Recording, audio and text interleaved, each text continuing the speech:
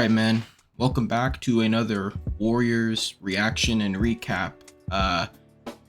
And every time the Warriors play the Sacramento Kings, it's a chaotic matchup. No matter what everything looks like. This game, unfortunately, no De'Aaron Fox, as we were talking about yesterday on the podcast. It's the Sacramento Kings definitely need Fox. He's obviously their number one guy, but he's also he inverts things. He makes things very difficult for any team to stop because he's so good at getting penetration, getting to the free throw line, finishing at the rim through contact, all that. And it opens up the floor for guys like Keegan Murray, Kevin Huerter. We're getting to the point where Vezenkov is going to be one of those guys. Malik Monk is able to eat a little bit more. They're a very good team with Monk, with De'Aaron Fox, and without him, they're still very good because they have a guy like Malik Monk. Malik Monk does similar things to De'Aaron Fox, nowhere near to the extent that De'Aaron Fox can, but still has the rim penetration that makes things very difficult. And he could shoot the three ball, and he's, man, an improved playmaker. I know anybody can run pick and roll, but Malik Monk as a playmaker has been pretty surprising. And I wonder if the Kings are ever going to get to the point where, Huerter to the bench, Malik Monk as a starter, because just having another guy that could really put the ball on the deck and get stuff done. I know Sabonis is kind of their primary playmaker, but still, there's another guard ball handler that could be a spark plug. Could help the starters out a lot. This was an ugly game. Surprisingly, last season the Warriors were just a completely different team on the road than they were at home. Arguably the best home team last season, easily the worst road team. This season, the Warriors are 3-0 on the road, and then at 1-1 at home. The road wins, in general, you just win. Like I've said before, in the Western Conference this season, it's not even going to be so much about how you win, just as getting a win in that column. Because any game that you lose that you should have won, this is one of those seasons where at the end of it, you're going to be looking back at those and really kicking yourself because, I don't see many 50-win teams in the Western Conference. I think it's going to be a pretty big dog fight. So getting wins like these, no matter how ugly they are, it's crucial. And we went into this game, or at least I did, hoping for a big-time win. Kind of a stamp on what you just did on the road. It's like a big prove it game, or kind of like a, take notice of us. I think the teams know that the Warriors are for real, but the outside opinion, people are still kind of like, let's chill. No one's really too worried about the Warriors, and understandable. There's definitely questions to be had and things to be said about them, but they went into this game with kind of a good reason to walk out with a big win. And the Kings, even without De'Aaron Fox, still made life very difficult for the Warriors, and the shooting at home is still just not there yet. A lot of shots guys normally make aren't there, and overall, just the offense is still kind of clunky. Everyone's trying to get back into a groove. Obviously, Steph's kind of on one. He didn't have his best game offensively tonight. He had 7 turnovers as well. The Kings blitzed him a ton. They really did a good job at, not really allowing him to take those, little give and go threes, dribble handoff threes.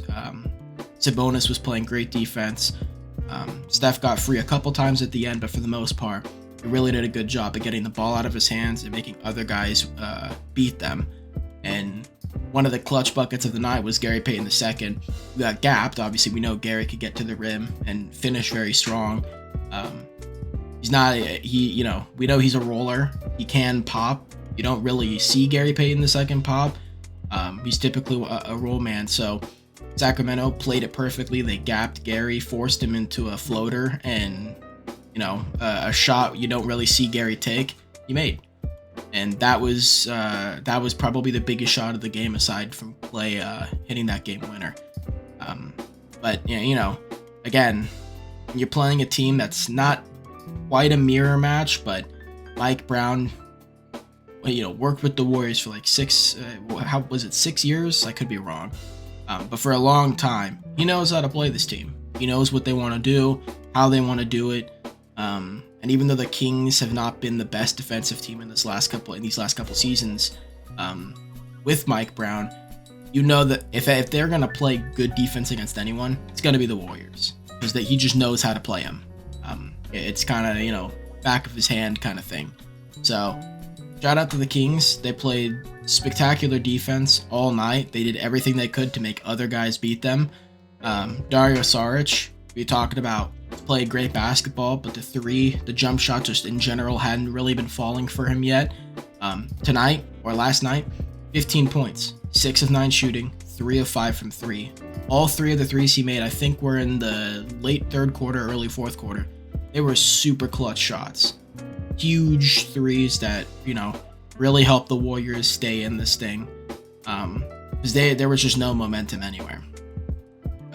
Dario, he really helped, especially because Dario just defensively, he has good positioning. He's a smart defender, but guys take advantage of him. He's just not the best physical defender, not the best physical guy in general. So, Sabonis was kind of having his way with him, and that was another thing. I was really, throughout the game, surprised that Trayce Jackson-Davis didn't see the floor at all.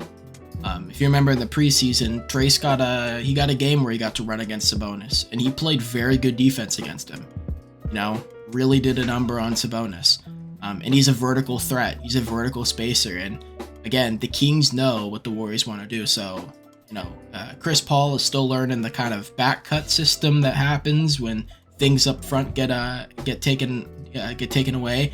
But Draymond, a lot of assists from Draymond were finding guys on back cuts, because every Kings defender was really doing a good job at stopping those open threes from happening. But again, that's where a guy like Dario Saric, he's great. I understand Steve Kerr playing him because you want to try and pull JaVale McGee out of the paint and get something open at the rim. You want to pull Sabonis out of the paint and get something open. But they're not biting on it. They're going to let Dario shoot. And that's fine. Tonight, 3 of 5 from 3, spectacular. But I really wish we saw some Trayce in there, because there could have been a lot of easy stuff at the rim for him. Where in a night like last night, anything easy you can get, you need. Again, Warriors won off of 2 spectacular shots really 3 spectacular shots at the end. Steph with like a triple contested floater, Gary with a hook shot, KLAY with a front and back contest from Davion Mitchell and Keegan Murray, hitting that patented 2-step mid range. Like, those were some fantastic shots hit, but and like I said, you want to win in any way necessary at this point. But these are games where you hope to see a little more diversity in the lineups. That was one thing I loved so much about that Pelicans game, because Trayce was playing in minutes where where Valanciunas was on the floor. Trayce was playing with Zion on the floor. It was not like he only played at the end with Cody Zeller. So I think Trayce can hold his own against these other bigs, and I hope Steve Kerr doesn't do the one game, 3 off, little bit here, 2 off, 1 game. Just play him. Give him more run time. He's already looking pretty solid. He gives you another bit of a look for defenses to deal with. So, and he helps with the rebounding, which we'll get into, because that was probably one of the biggest issues for the Warriors tonight. Was, again, the Sacramento Kings crushed you on the offensive glass. 4 14-7. Rebounding in general, 48 rebounds for the Kings, 36 for the Warriors. They just could not get anything. They really couldn't, and they were lucky that the Kings did not have a good offensive night. Surprisingly, Keegan Murray, 2 really rough games against the Warriors. Typically, Keegan Murray's a killer against us, so you're happy to see him not have a great night and kind of be off, but you don't want to bank on Keegan Murray having an off night or De'Aaron Fox not playing, because Keegan was 0 of 7 from 3, 4 of 15 from the field. If he makes one of those threes, different story. We're looking at a loss for the Warriors and an 0-2 start at home. So the rebounding needs to improve. And again, that just means it's like Dario's a good rebounder, but throw in Trayce Jackson-Davis. Give him some run time. You got to tell the guards, box out. You can't let Kevin Huerter come in and end up with 9 rebounds. It's just there needs to be more of a concerted effort on the glass, because this has already started to become a thing. And again, you could sit here and say it's they don't have size, this or that, but it's just you got to box out. If you box out, it doesn't matter. The Warriors played the Celtics in the finals, a severely undersized matchup. Celtics are a huge team. They won that series. Why? They didn't get crushed on the glass. Why? They boxed out. You box out, get opportunities to get the glass. They don't. So, they got to know that, especially when a star player isn't playing. Teams are going to make a big time effort to crash the offensive boards and get as many opportunities as possible. There were at least 3 times throughout that game where the Kings got at least 2 or 3 offensive rebounds, but just missed all the shots they took. They went 0 of 3 on threes, but got 3 offensive rebounds, and then finally the Warriors came up with one. So, got to be careful with that. You don't want that to become a serious issue. And again, it's not really a size thing. It's just you got to be mindful that teams are going to crash the glass on you. They do want to take advantage of you not being a tall team, but that doesn't mean you can't rebound. We've seen them win the rebound battle already this season a couple times, so they need to really get that in check. Turnovers, like I said, Steph had 7 of them. Rarely happens. It is what it is. He just was not making good passes tonight. A lot of just dumb errors that we see Steph make occasionally. You live with it. It's just it happens sometimes. Again, he doesn't typically have games like that where they pile up. They're once in a blue moon. So without those, you got 10 turnovers. You live with that. That's good. That's not bad. But yeah, 7 from Steph. Rough. Don't want to see that. But I don't think that's going to be a common trend. However, one of the areas we have talked about with the Warriors this season is they haven't really hit that big time threshold of assists. Typically they do. That's kind of the barometer, is hitting that 30 assist mark is where the Warriors tend to be very lethal. But tonight, or again, last night, sorry, we saw them hit that mark. Because I think 2 of the first 3 games they played, or 3 of the first 4 games, I don't think they hit the 30 assist mark. I think they did against the Kings in Sacramento, but other than that, I don't think they have. So tonight was cool to see them hit that 32 assist mark. So that was big time. Some good defense being played. The Warriors really stepped up defensively. I think right now they're top 6 in that category as far as defensive rating goes, which is huge. We know when the Warriors are a top 10 defensive team, good things happen. So as we've said many times so far, as well as on the podcast, once this team starts clicking offensively, they're going to be set, because the defense already looks like it's there. They have those stretches where shit just locks down. Draymond is on his best stuff. Wiggins is on his best stuff. Steph's engaged. Klay's engaged. Klay came in here, had 3 blocks. A couple of them were clutch. Draymond had a clutch block on Malik Monk. We know Gary brings the defense. Chris Paul had a big time stop on, I think Harrison Barnes. When the defense needs to be played, they show. This is last season. Forget last season. Throughout the entire Steph Curry era, though, minus last season, 2020.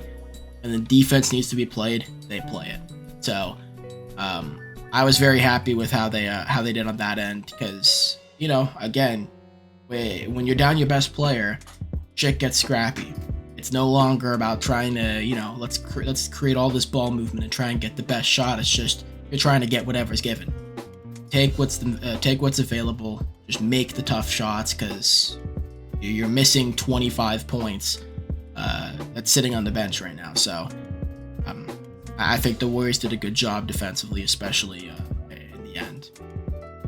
But yeah, we will get into the individual box scores here. Starting with the Kings, Domantas Sabonis had a big game. He obviously hit that clutch bank mid-range shot, really ugly, but you know, you made the shot. I don't think he called it, but it is what it is. Sabonis, he's a tough matchup for the Warriors. You know, we know Draymond and Kevon Looney are able to play very good defense against him. They know how to gap him perfectly because Sabonis is not typically a willing shooter. He wants to play make and pass and try and find all the other guys and get them rolling. But he'll occasionally take that shot. But we know he wants to get to that left hand, get in the post, make the tough layup, try to get to the free throw line.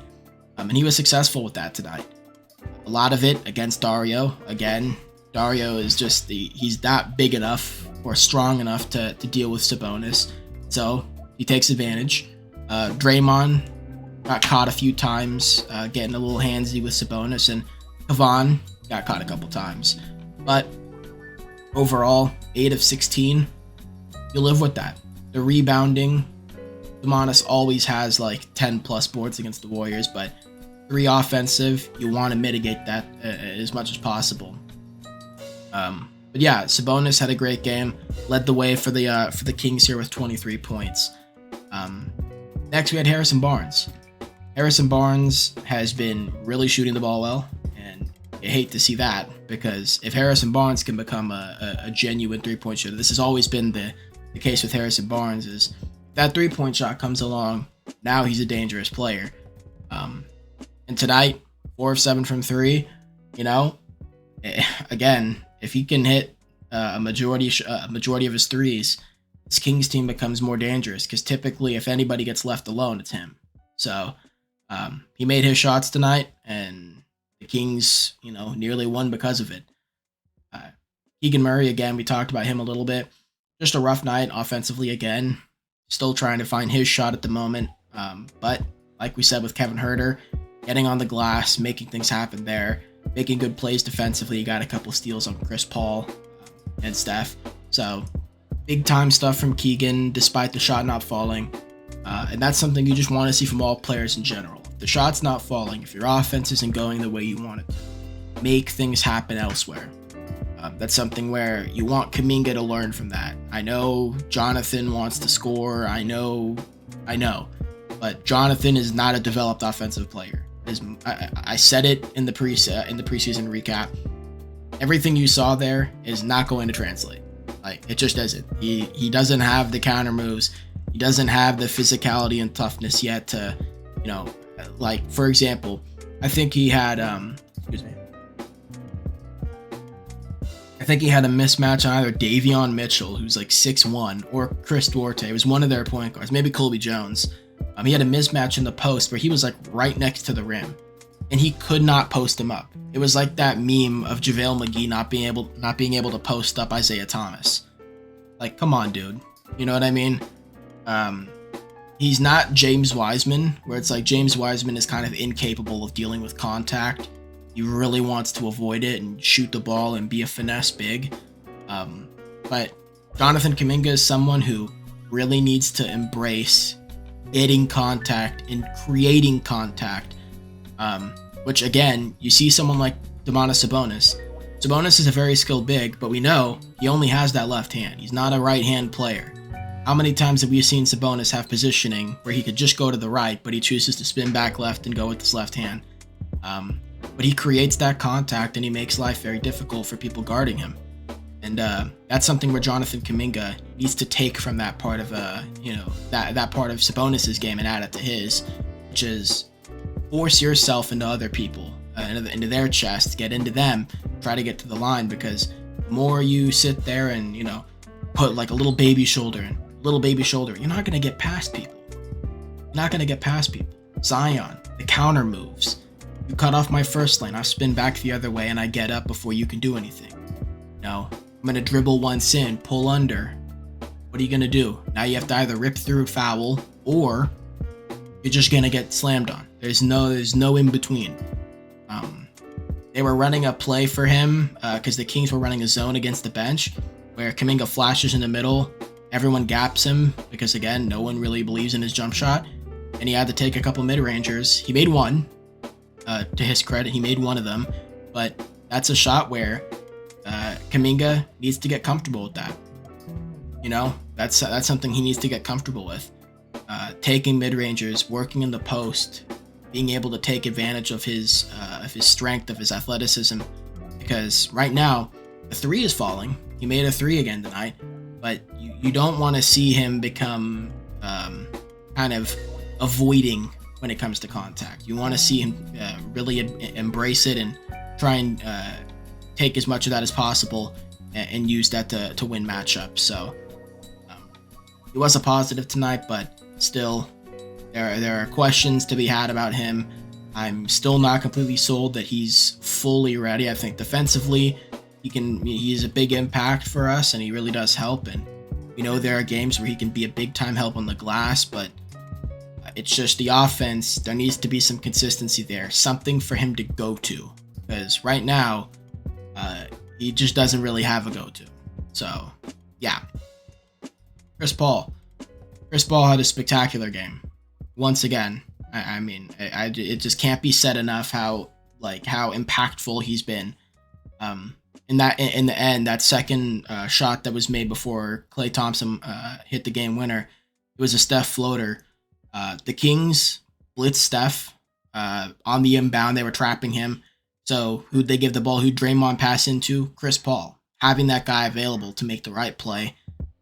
Brought it right back to Steph. Set that little tiny screen that gave Steph just an ounce of separation. Got free. Ended up making that floater. It seems like a minor play, but again, let's just, use our heads here and swap in Chris Paul and Jordan Poole.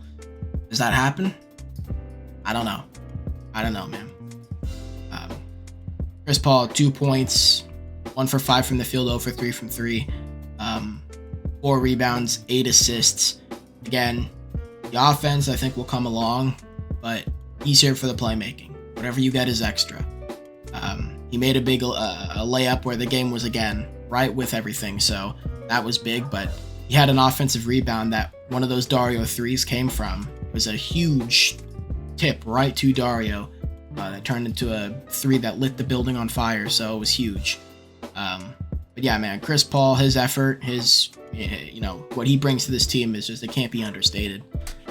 How much help he's providing so far. I know I got into the Warriors side, but we're still getting into the Kings. So apologies there. Davion Mitchell. Rough kind of game for him. He kind of got caught sleeping on that final play of the game. I was really surprised that Davion wasn't shadowing him, kind of trying to just cut off the pass. And, you had Harrison sitting kind of at the right block. So it was one of those where, okay, if Klay gets the back cut on you, Harrison's right there, and you can just move to, I think it was Gary who would have gone to the right corner. But instead, Davion full eyes on Draymond, and Klay just got right past him. He came back and contested well, but just that little, again, Steph, Klay, one and the same when it comes to just, they need 1 inch of separation, and the shot's gonna be clean for them. So a little bit of a rough moment for Davion Mitchell, but for him, making shots, they're giving him the 3 ball every time. They're going under the screens. They're letting him take those 3s, and the last couple times they've played him, Davion shot the ball well. He had that big stretch in the preseason. I think the final preseason game where he made like 3 or 4 threes. Tonight made 3 of them.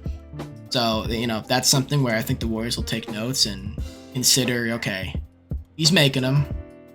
So let's, instead of just going under the screen and giving it to him, let's put a little bit extra pressure on, try and get through that screen just a little bit more, and force him into the drive. So, yeah, not a bad game for Davion, but especially considering that Steph only went 7 of 15, 4 of 10 from three, held to 21 points, 7 turnovers. I think Davion will leave that game pretty happy with himself, which you can't blame him. I think he played pretty well. Kevin Huerter, defensively, hell of a night. On the glass, hell of a night. Shooting the ball, still just not coming along. But that was kind of like the Fred VanVleet thing when the Warriors played the Rockets. It's like, if you're going to task him with guarding the best player on the floor, it's hard to ask a dude who's not even a number one, or number two or number three or number four to get you consistent buckets. But I think Kevin Huerter played a good game. It's just the shooting was not there. What are you going to do? He was guarding Steph and Klay, so you live with that. Vezenkov only had the one game in Sacramento so far that I've seen where he played pretty well. Tonight, got on the glass a bit, but the shooting still not there. He got forced into a couple tough shots at the end of the shot clock, so it's not like you can say he was bad or anything, but haven't really seen the offense come around yet. Again, he's new to the country, new to the league. It's going to take time. I'm not worried about him. The dude was a EuroLeague MVP. He'll figure it out eventually. JaVale McGee, man. What a game for JaVale. He had a huge, hilarious block on Kuminga, who tried to go up and over him. JaVale just slammed that ball down, and then on the other end, put up a little bit of a layup. Helped himself out with a couple little tap rebounds, but ended up following through and finishing the play. JaVale's playing great minutes for the Kings. Great minutes. You got to be happy with what he's doing. He's playing good basketball, man.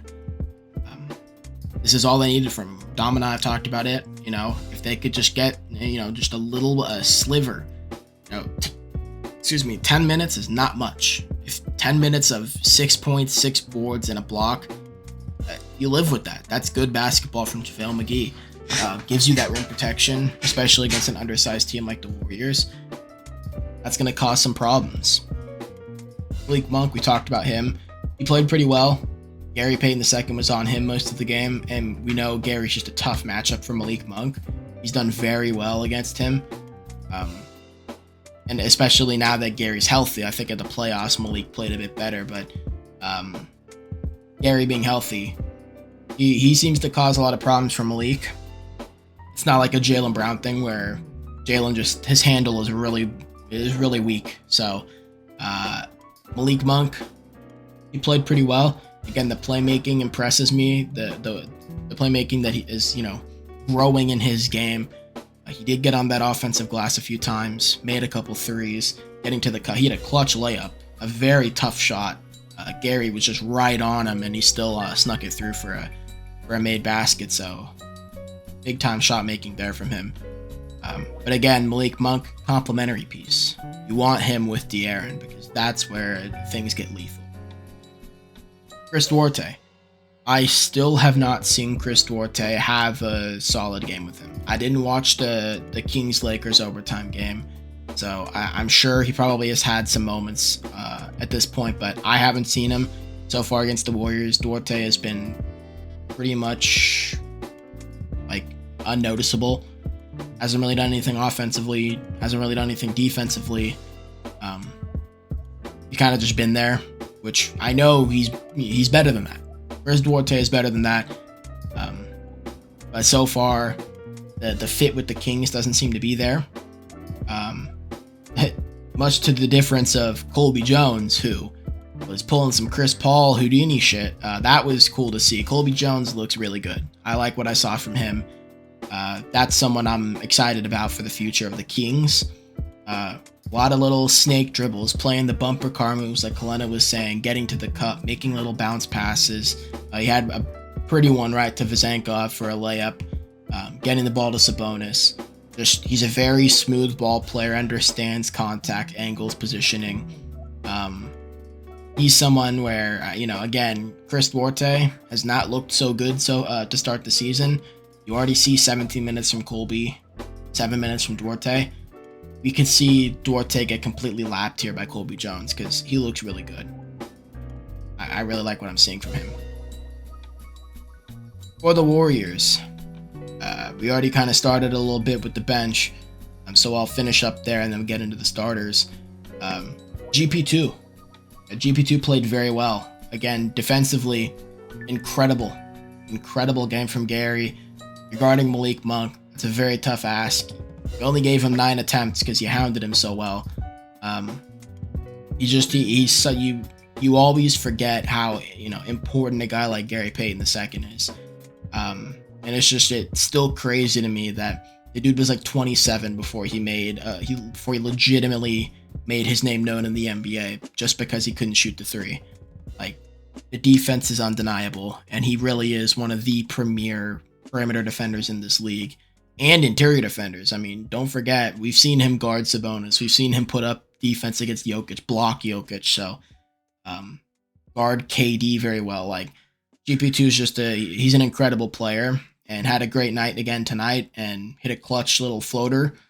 And that was something where he hit it. I never really have thought about it before because you don't typically see it with him because he's either the roll man or he just rotates to the corner. But if Gary can consistently hit that little floater kind of deal or have like a push shot, something where if he's a roll man and teams are just going to gap him, which they probably are, if he can have a little bit of a push shot or a floater or a consistent hook, man, he's going to be even more deadly. We know he's capable of getting up. He hasn't really done it yet. I think he's still trying to, get fully into athletic shape. Not that he's not in an athletic shape. The defense would prove otherwise, but I haven't really seen him lift off like we know he can. But I think once, if he can develop that kind of mid-game, not even a jump shot really, but just, again, a little push shot like some Rashawn Holmes shit, he's going to be lethal.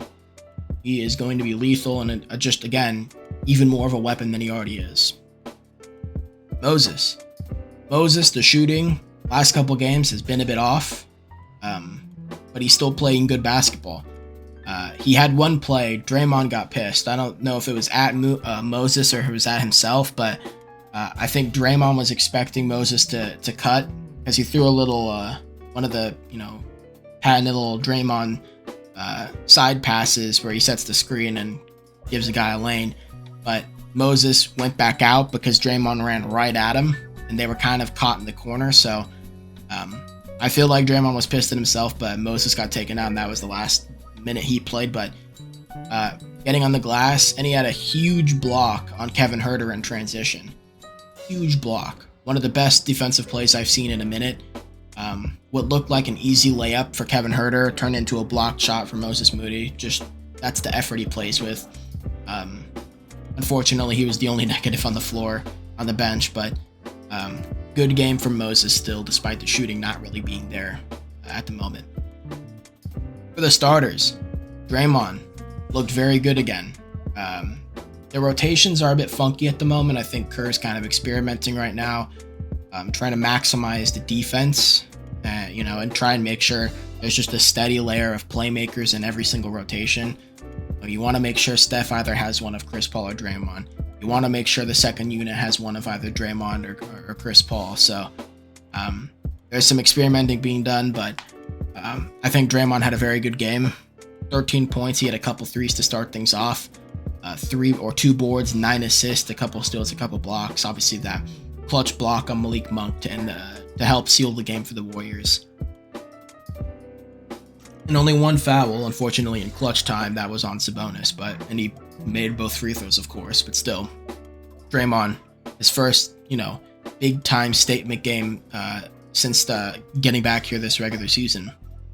Kevon, as always, Kevon is just always a positive on the floor. 6 points, 7 boards, 9 boards, 6 assists, steal, 3 or 4 from the field. He makes shit happen. There's nothing really you could say about Kevon other than he just makes shit happen. Just one of the smartest bigs in the league.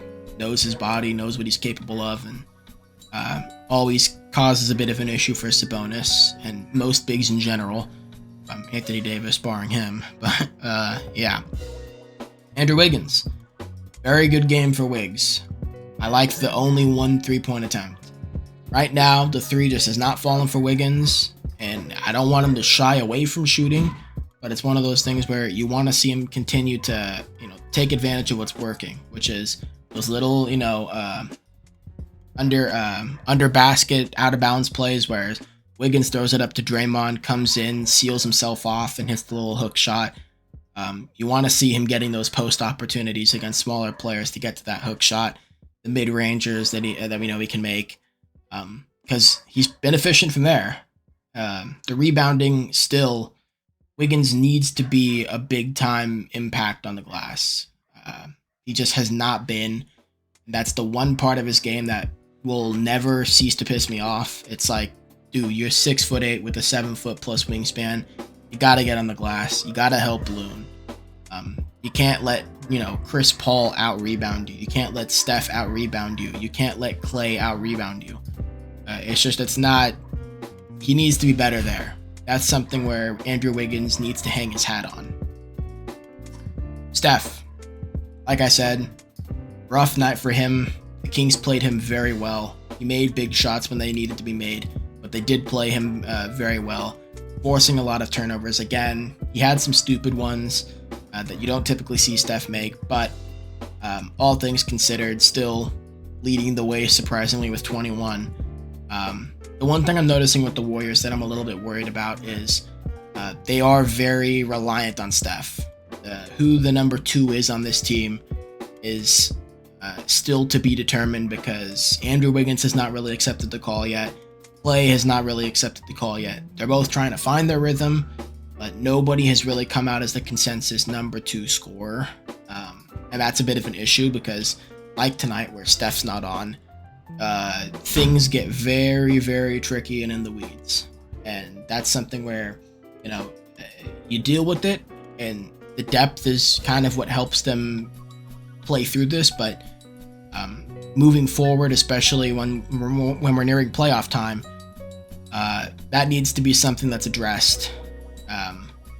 Because I don't know if the Warriors get into the playoffs and, let's say everybody's just trapping and blitzing Steph, which I imagine they're gonna. How many games have we seen now where teams are just doing everything they can to try and get the ball out of Steph's hand? Even though he's going off, they're still trying to blitz and trap and blitz and trap. So someone's gonna have to really step up here, and I hope it's Wiggins or KLAY, but they're both kind of in that 15 to 18 point range, and you want someone else to really come alive here. For Klay Thompson, little bit of a rough night. I think he played a very good game defensively, and I think offensively he's still finding his footing, but once again, he's not forcing shots anymore. He's taking what's given, even though some shots he's not making. He's trying to get on the glass too. I know only 2 rebounds. You're like, well, that's not really much, but KLAY is making the concerted effort to just do all the other stuff. He's making good passes. He's not forcing shots. He's, if there's a 3 available, but a guy's shooting over the screen, in past years, he's still pulling. But now he's taking a step forward and he's settling for the mid-range shot, or he'll kick it to the corner. He's just trying to make the right plays, and that's what you want to see. And that's why KLAY has the plus 10 right here, the highest plus minus for the Warriors this game. So that's pretty much it, man. 102-101 victory here for the Warriors against the Kings. No De'Aaron Fox, dogfight of the game, KLAY game winner. But it was a great game overall. Every time the Warriors and Kings match up, like I said, it's gonna be something crazy. It is a very fun little, semi-mirror match. So things are always going to be tough against that team. But again, this is the difference between the Warriors of now and the Warriors of last season. Warriors will lose this game if this was last season, 100%. But because it's this season, the continuity's there. Everybody's trying to step up and do what they can to win. Everybody knows, okay, we need to stop. They get the stop. Someone needs to make something happen. Someone steps up. So, the team just looks more under control and more confident in themselves, and that's what you want to see. But like I said, only question that I have, only worry that I have is someone else needs to, really make that push to be the number 2 guy on this team, because if Steph's not having it, someone else has to, because expecting as much as we know Dario can shoot 3 of 5 from 3. I don't know if that's going to be something we see every game.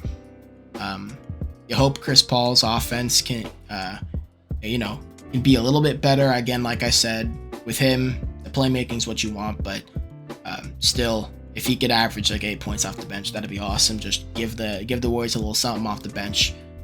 Gary's been scoring the ball. He only had 4 tonight, but he's been doing his part off the bench to put shots in, and so is Moses. Just the last 2 nights, a little bit off shooting. But yeah, man, that's gonna do it. I've really enjoyed these Warriors games to start the season. They are now 4-1.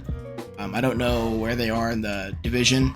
It's the beginning of the season, so I really don't care. But in-season tournament starting very soon, Friday in Oklahoma City against the Thunder. So that's a home game for both Dom and myself. So that'll be fun to talk about. But yeah, man, that's gonna do it. I don't know if you've been able to hear the dogs that are incessantly barking in the background. If so, apologies. But yeah, this video is not corrupted, so I'm not going to re-record. But yeah, man, if you liked the video, leave a like, comment, and subscribe. Thank you for watching. And we'll be back Friday with another reaction, or probably Saturday with another Warriors reaction, and then hopefully Sunday with another podcast. If not, then early next week.